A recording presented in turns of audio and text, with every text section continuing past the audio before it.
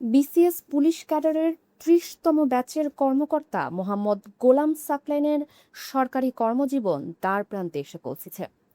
২০২১ সালে চিত্রনায়িকা পরীমনির সাথে যুক্ত একটি ঘটনার পর তার বিরুদ্ধে বিভাগীয় অনুসন্ধান শুরু হয়। দীর্ঘ প্রশাসনিক যাচাই বাছাই ও নিয়মমাফিক প্রক্রিয়া শেষে অসদাচরণের অভিযোগ প্রমাণিত হওয়ায় প্রশাসন তাকে গুরুদণ্ড হিসেবে বাধ্যতামূলক অবসরের সিদ্ধান্ত নিয়েছে। এর ফলে গোলাম সাকলাইনের পেশাগত কর্মজীবনের ইতি ঘটেছে।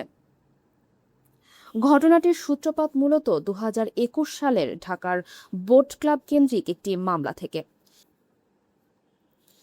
ব্যবসায়ী নাসির উদ্দিন মাহমুদের বিরুদ্ধে ধর্ষণ ও হত্যা চেষ্টার অভিযোগে মামলা দায়ের করেছিলেন পরীমনি। সেই সময় ঢাকা মহানগর গোয়েন্দা পুলিশের অতিরিক্ত উপকমিশনার হিসেবে মামলাটির তদারকি করছিলেন গোলাম সাকলাইন। তদন্তের স্বার্থে যোগাযোগ শুরু হলেও অল্প সময়ের ব্যবধানে তাদের মধ্যকার সম্পর্ক আর পেশাগত গণ্ডিতে সীমাবদ্ধ থাকেনি।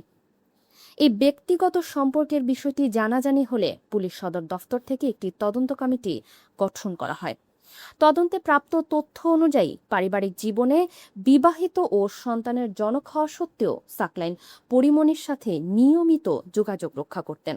পুলিশ সদর দফতরের এলআইসি শাখার কল ডিটেলস রেকর্ড পর্যালোচনা করে দেখা গেছে ২০২১ সালের জুলাই ও আগস্ট মাসে তিনি বেশ কয়েকবার দিনে ও রাতের বিভিন্ন সময়ে পরীমনির বনানীর বাসভবনে যাতায়াত করেছেন।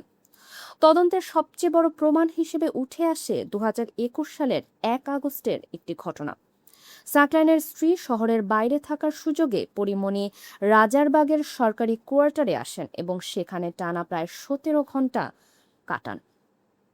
ভবনের সিসিটিভি ফুটেজে তাদের এই যাতায়াতের দৃশ্য স্পষ্টভাবে ধরা পড়ে। পরবর্তীতে দুজনের একটি ঘরোয়া ভিডিও সামাজিক যোগাযোগ মাধ্যমে ছড়িয়ে পড়লে পরিস্থিতি আরও জটিল আকার ধারণ করে।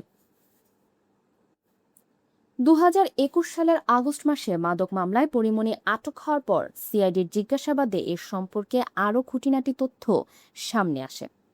এর পরপরই সাকলাইনকে ডিবি থেকে বদলি করা হয় এবং ৩ সদস্যের তদন্ত দল তার বিরুদ্ধে অসদাচরণের সত্যতা নিশ্চিত করে।